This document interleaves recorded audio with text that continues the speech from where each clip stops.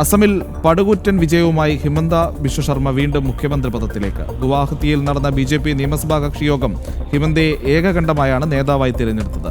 കേന്ദ്ര നിരീക്ഷകനായ JP നദ്ദ, സഹനിരീക്ഷകൻ നായബ് സിംഗ് സൈനി എന്നിവരുടെ സാന്നിധ്യത്തിലായിരുന്നു നിർണായകമായ യോഗം. തുടർന്ന് നടന്ന NDA കക്ഷി നേതാക്കളുടെ യോഗത്തിലും ഹിമന്തയുടെ പേര് ഔദ്യോഗികമായി അംഗീകരിച്ചു.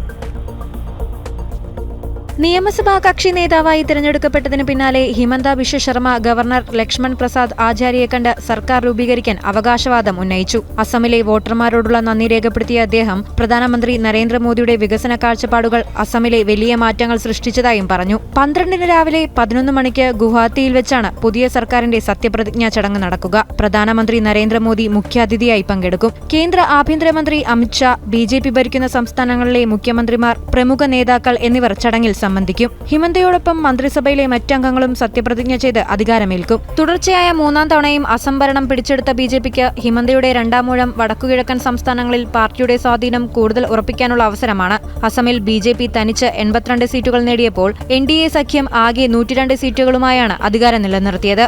ജനം, ഡൽഹി.